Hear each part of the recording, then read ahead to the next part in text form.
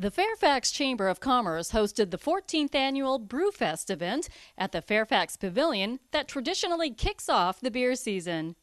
The weather was good, the food was excellent, and the beer sold out. Marin Profile not only got a taste of the event, but we were later invited to interview a local brewmaster. So I'm here with Christian Kazakoff, the master brewer at Iron Springs Brewery here in Fairfax, and I hear that this is a very popular destination after the Brewfest event. Yeah, we're very busy after that festival. Now, looking at this looks like a science project to me. So, and actually making a beer, and it's your responsibility to do so, I understand, is to craft a beer that is aromatic as well as pleasing to the palate. So what is the process to making a good beer? So the process here, and I got it set up in the order of when we would add the ingredients. It's the four basic ingredients, which is also the German Reinheitsgebot, which is just malt, water, hops, and yeast. And this particular setup I've got here, it's a little heavy on the caramel and crystal or dark crystal malt. That would probably give it make it an amber beer.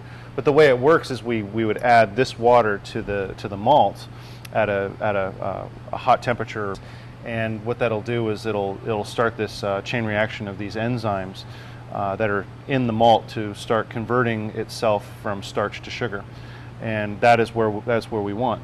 We want to get the sugar, and that's what will be used to ferment it out and make alcohol. The malt also gives the color and the body to the beer. That's the dark part. That's right the here. dark. Yeah. Most of it is made up of what's called a base malt, or basically it's just two-row pale malt. And also depending on the style of beer, but it's usually just a pale malt, and that gives the beer most of the alcohol content and most of the body itself. The rest of the color and the flavor comes from just small percentages of dark malt and crystal malts and roasted malts. And from there, when we run off the liquid from the mash, we would boil it and add hops. And during the boil, we add hops at different stages. In the beginning of the boil, hops are added to give the beer the bitterness, and then towards the end of the boil, the hops are added to give the beer the aroma. And then sometimes you can take it a step further and actually add hops to post-fermented beer, which is called dry hopping, and that gives it a really super aroma, much like you'd find in like IPAs. And this particular hop is Cascades, very piney and citrusy. It's a very classic California-style hop.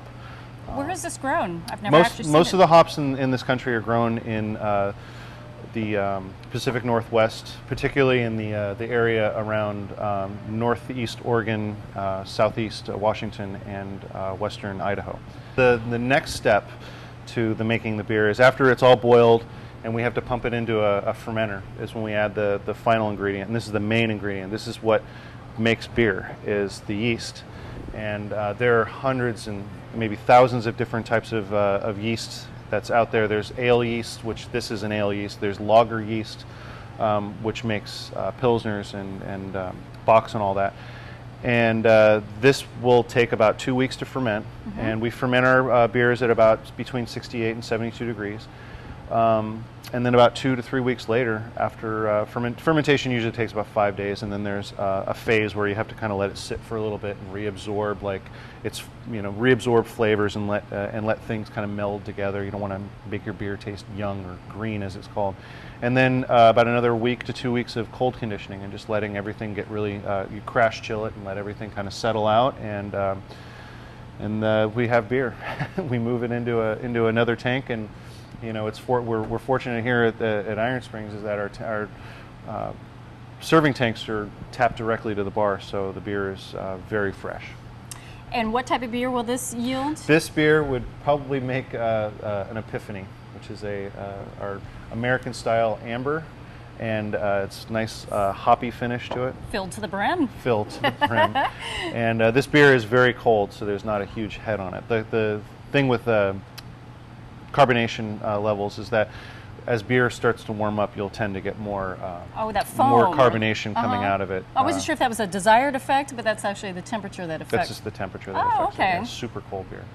And as a matter of fact, this is one of your award-winning beers, right? This won a bronze medal back in, I think, in 2004, 2005. at the World Beer Cup. So yeah, Wow, it's one of our flagships. Definitely a standout, and it's one of our more popular ones. You can pair many different foods with one beer, or many different beers with just one style of food. Just a couple weeks ago, we did an oyster night here, where we had 3 different oysters from Tomales Bay area, and we paired it up with 3 different of our porters. And we did porter 3 ways. We did a coffee porter, a regular porter that was on draft, and I did a cask condition porter, which is like an old world English style of like serving beer. It's dispensed a little bit warmer, and it's poured through a cask beer engine. So instead of it being pushed out of a tap, it's actually being drawn out through a piston engine mechanism. Porter and oysters, to me, is just a perfect pairing. You get the nice brininess of the oysters, and you get this nice roastiness from the porter, and they just seem to go very well together. We produce between we're trying to reach that 1,000 barrel mark. Just 1,000. Just 1,000. It's still very small. I think 1,000 barrels might be what some of the big boys produce in probably like 2 or 3 days. So but we're so still very small. But so small that you actually hand label these bottles, right? Hand bottle, hand cap them, and hand label them. Yeah. It's a labor of love.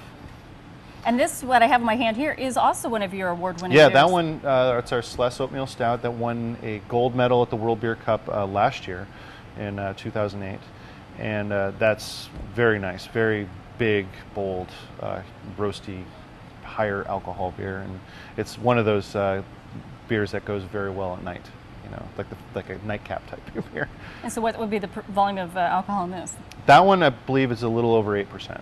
Well, I've actually had 9% at one time, but boy, they served it in a little tiny glass like brandy. Yeah, they can be pretty big. The third bottle there, the Casey Jones, that's 9.6%. Wow. Yeah, that's a double IPA, so it's a lot of malt and a really ton of hops, and gives it a big alcohol and big hop profile. Well, I'm wondering if you can cook me up something right now so I can do a taste test. Great, yeah, it'd be fun. Wait a minute, where's my cameraman going? I said the taste test is for me.